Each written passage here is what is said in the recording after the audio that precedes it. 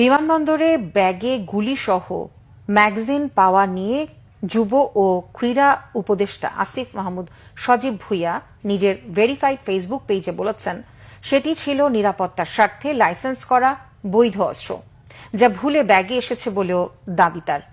তবে একজন উপদেষ্টার এমন আচরণ গণ অভ্যুত্থানের চেতনাকে প্রশ্নবিদ্ধ করছে কিনা তা তাকে পরিষ্কার করার তাগিদ দিয়েছেন ড.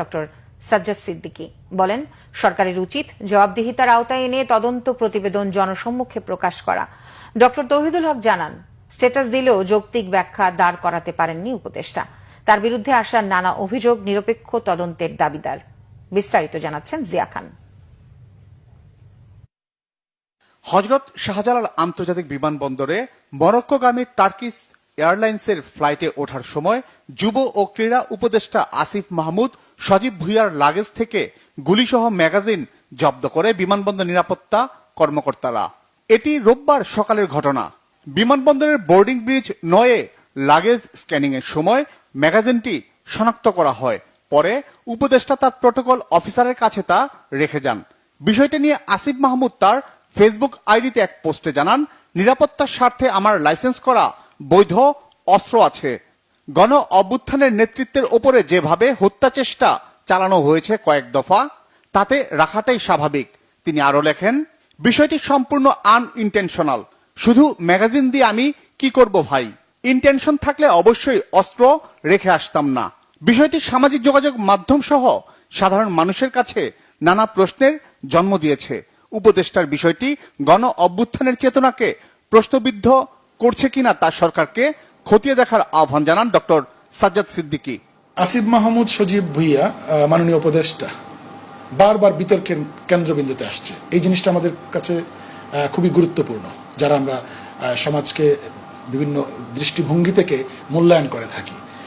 এর আগে তার পিএস 400 কোটি অথবা 4000 কোটি টাকার যে একটা স্ক্যান্ডাল, সেটাও আনরিজলভড। এখন আবার 30 বছরের আগে কেউ আপনার বন্দুক লাইসেন্স পায় না, কিংবা লাইসেন্স দেওয়া এখন বন্ধ আছে। এই সব কিছুই তারপর ক্যাবিনেটের শক্তি দিয়ে কোনো এক্সেমশন কি প্রিভিলেজ পায় কিনা সেটা হয়তো আইন বিশেষজ্ঞরা ভালো বলতে পারবেন। তো এই সব কিছুর উত্তর জনগণ আশা করে। শুধু পাবলিক অ্যাপোলজি উনি যেটা করেছেন সেই ব্যাপারটা আমরা স্বাগত জানাই, কিন্তু ওনাকে বারবার কেন উনি প্রশ্নের সম্মুখীন হচ্ছেন, এই ধরনের বিতর্কের মধ্যে পড়ছেন। এর ফলে এই যে আমাদের জুলাই অগাস্ট যে গণ অভ্যুত্থানের যে স্পিরিট, সেই স্পিরিটকে প্রশ্নবিদ্ধ করছে কিনা সেটাও আমাদেরকে বারবার ভাবাচ্ছে। তো এই সব কিছুর প্রশ্নের উত্তর আসিফ মাহমুদ সজীব ভুঁইয়ার নিজেকেই ক্লারিফিকেশন দিতে হবে, এই সরকারের ইমেজের স্বার্থে এবং তার ব্যক্তি রাজনৈতিক কিংবা ব্যক্তি স্বার্থে। সমাজ ও অপরাধ বিশেষজ্ঞ ড. তৌহিদুল হক বলেন, ফেসবুক স্ট্যাটাস দিলেও নিজের পক্ষে যৌক্তিক ব্যাখ্যা দাঁড় করাতে পারেননি উপদেষ্টা।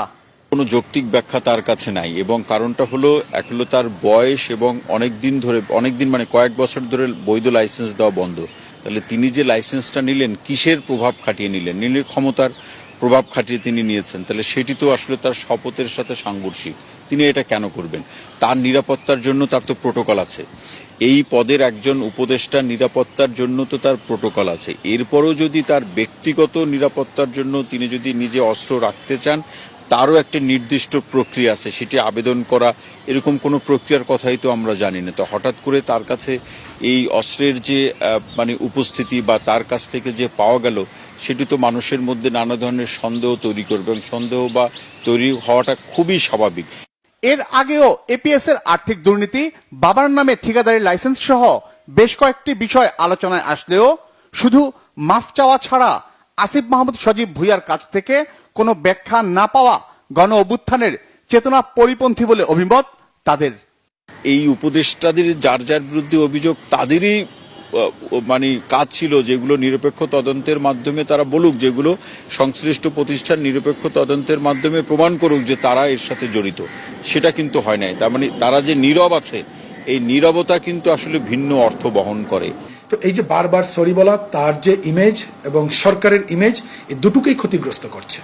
এবং শুধু সরি বললে একটা প্রাইমারি এক্সেমশন হয়তো পায়, কিন্তু বাদ বাকি যে তার বিরুদ্ধে যে অভিযোগগুলো, এই অভিযোগগুলো বারবার আসছে কেন, সেটা সরকারের উচিত হচ্ছে অ্যাকাউন্টেবিলিটির মধ্যে এনে সজীব ভুইয়াকেও এবং সরকারকে দুইজনের ইমেজ রক্ষার একটা উইন উইন সিচুয়েশন তৈরি হতে পারে এবং জবাবদিহিতার একটা জায়গা স্পষ্ট হতে পারে। যে কোনো মূল্যে গণ অভ্যুত্থানের চেতনা ধরে রাখার দায়িত্ব এই সরকারকেই নিতে হবে, অভিমত বিশেষজ্ঞদের। জিয়া খান, বাংলা ভিশন, ঢাকা।